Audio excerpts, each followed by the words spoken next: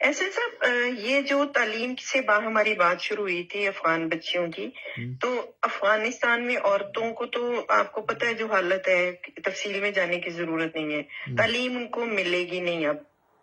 تو آپ کیا فیوچر دیکھ رہے ہیں افغانستان کے اندر ان کی عورتوں کا اور ان پچھلا کی بچیوں کا؟ پاکستان اور افغانستان کا فیوچر دیکھنا گیا نظر آ رہا ہے، جو پیچھے ہے وہی آگے ہے.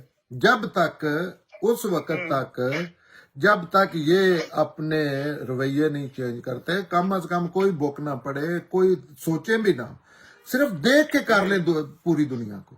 صرف دیکھنا ہے کہ یورپ کیا کر رہا ہے، کون کون سی چیزیں، انڈیا کون کون سی چیزیں، بنگلہ دیش کون کون سی چیزیں کر رہا ہے، تو وہ دیکھ کے. اس کے علاوہ پچھلا دیکھ کے اگلے کا اندازہ لگا لیں. دونوں کا کچھ تھوڑا عرصہ تو نہیں نہ ہوا. نہیں نہیں، پاکستان میں تو حالات اس طرح کے نہیں، یہاں تو عورتیں پڑھ رہی ہیں، یہاں تو عورتیں پائلٹ بھی ہیں. اس حوالے سے افغانستان کا اور ہمارا کوئی کمپیریزن نہیں. ہمارے یہاں عورتوں کو آزادی ہے، جی یہ تو آپ مانیں نا. آزادی ملی ہے. ہاں جی، آپ ایجوکیشن کی بھی آپ کی ہے. عمر کی لڑکیوں کو نا، آپ گاؤں میں ہوتی نا، تو اگلے دن تک جو بزرگ ہیں نا، میرے ابا جی کے جو لوگ ہیں، میرے چاچے، میری بہنیں جب سکول گئی تھی تو وہ میرے چاچے نے وہ بڑا غیرت کا مسئلہ بنایا تھا. اچھا، ہاں. اور غیرت کیا ہو گئی اسکول جانے میں؟ غیرت کیا ہو گئی؟ تھوڑا ابھی بھی سمجھائیں مجھے. یہ ریسنٹلی ہوا ہے تھوڑا سا، لیکن ابھی بھی لوگوں کا پریفر، بہت لوگ ہیں جو پریفر نہیں کرتے.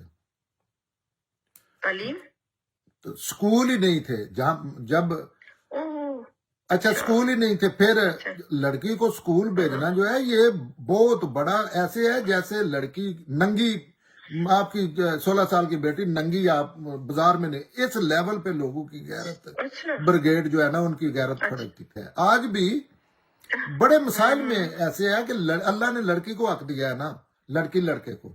لڑکی اگر کوئی کہتی ہے، اپنی ماں سے چھپ کے کہتی ہے کہ میں نے اس لڑکے سے میرا دل کرتا ہے میری آپ شادی کر دیں، تو لوگ ایسے ہی سمجھتے ہیں جیسے ہماری لڑکی نے کپڑے اتارے ہیں اور بازار میں ننگی چلی گئی ہے. اس لیول پہ یہ غیرت بریگیڈ جاگتے ہیں.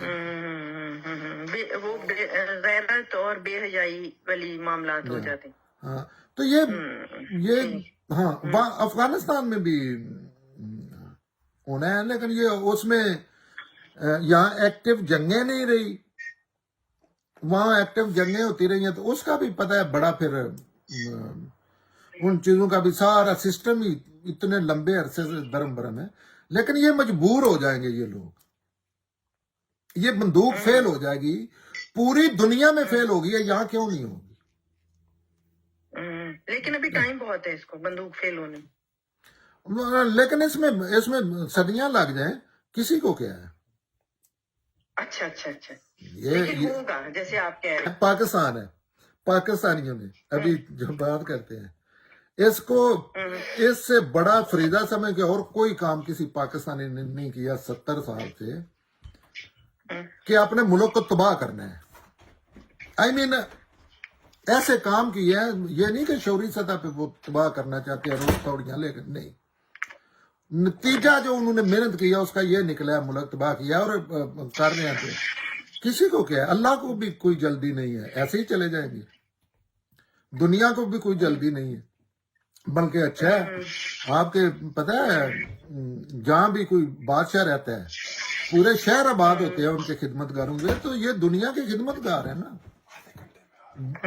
بھیک مانگیں گے، قرضے مانگیں گے، ان کو سہولیات فراہم کریں گے، اچھا ان کے نعرے لگائیں گے.